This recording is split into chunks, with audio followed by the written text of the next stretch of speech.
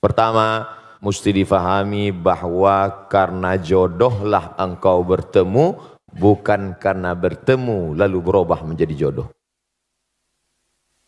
Karena bertemu lalu berjodoh atau karena ada jodoh maka bertemu? Karena ada jodoh maka bertemu. Berapa banyak orang yang bertemu tapi tak berjodoh? Berapa banyak orang yang berjodoh baru sekali bertemu langsung jadi. Tapi jangan gara-gara ini lalu tidak usaha. Nah, ini yang jomblo-jomblo besok nyantai aja. Nanti nggak ada usaha. Bukan pertemuan yang membuat jodoh, tapi jodohlah yang buat bertemu. Makanya harus ada ikhtiar dan usaha. Ini jodoh saya, bahwa saya sudah dikasih air hari ini 2 botol, 1 gelas dengan permen. Ini jodoh saya, rezeki saya ini. Tapi kalau saya tidak berusaha untuk mengambilnya, membukanya, rumahnya kosong. Ada yang mulai kayaknya.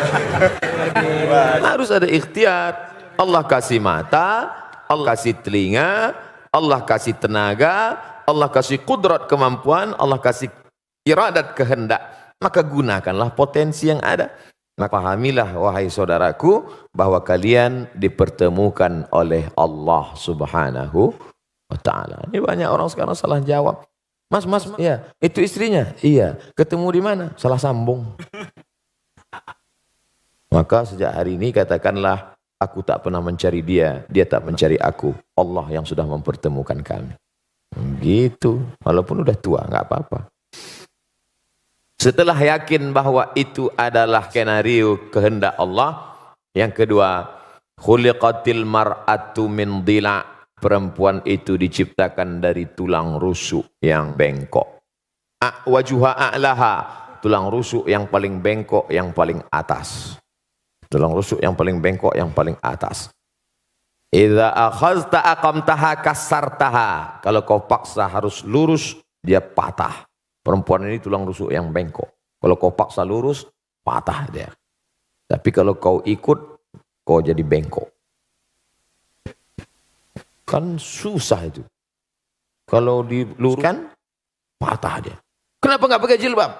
Patah dia. Maka pakai lembut lah, pakai jilbab ya. Tak usahlah saya ajar, paham lagi kan itu. Pandai-pandai. Yang ketiga, man tazawwaja faqad istakmala nisfal iman. Siapa yang menikah, dia sudah menyempurnakan setengah iman. Iman itu 100%. Siapa yang sudah menikah, imannya sudah download 50%. Sisanya bukan menikah lagi. Ini perlu saya luruskan ibu-ibu, karena banyak sekarang jemaah yang sudah pandai menafsirkan sendiri. Sisanya falyattaqillaha fin nisfil baqi, takwa kepada Allah. Setakwa-takwanya anak lajang pemuda jomblo yang belum menikah, imannya baru 50. Sempurnakan dengan menikah. Sebaliknya yang sudah menikah walaupun tidak takwa sudah 50. Tinggal takwa sedikit aja lagi. Oleh sebab itu maka bersyukur kita, sahabat-sahabat kita. Mudah-mudahan yang berjodoh ditemukan Allah jodoh. Yang bilang amin yang belum nikah aja.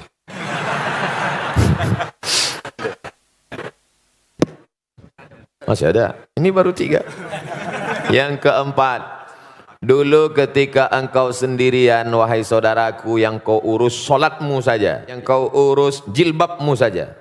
Oh, tak pakai jilbab. Tapi setelah kau menikah, sekarang ada beberapa gerbong kereta di belakangmu, tanggung jawabmu besar. Dulu yang penting sholat sudah, tapi sekarang kau sudah menjadi imam.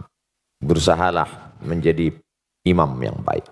Kelima, nikah dalam Islam bukan hanya seks, tapi ada yang lebih bermakna daripada itu. Ada amal yang mengalir, yang tak rajin sholat duha, stop kalau mati. Yang rajin baca zikir doa, habis kalau mati. Tapi yang menikah ada amal yang tidak mati. Waladun salihun, anak yang saleh. Mudah-mudahan dari kalian berdua dan yang lain-lain diberikan Allah anak-anak yang saleh dan saleh. Amin. Ya Rabbal Alamin. Berikutnya pertanyaan, Amar. Assalamualaikum warahmatullahi wabarakatuh. Waalaikumsalam.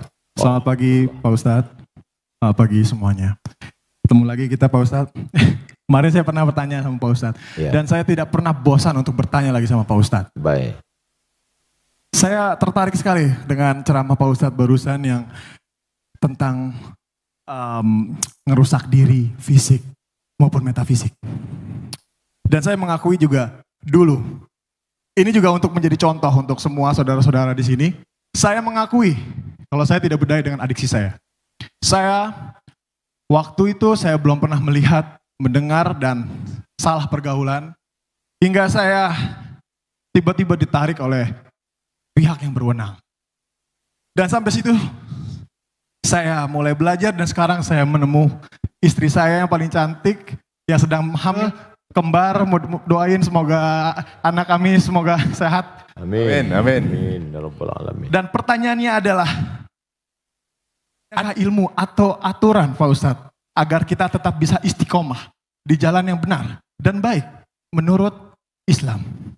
Terima kasih. Assalamualaikum warahmatullahi wabarakatuh. Sahabat Nabi SAW yang sudah masuk Islam itu apa yang mereka lakukan? Mereka belajar. Belajar. La ilaha illallah. Tapi lihat pangkal ayatnya. Bukan ujuk-ujuk langsung la ilaha illallah. Fa'lam annahu la ilaha illallah. Berilmu dulu. Kami belajar melalui medsos. Bagus. Tapi hadir tanya. Jangan baca sendiri, dengar sendiri, pahami sendiri, simpulkan sendiri, nyasar sendiri.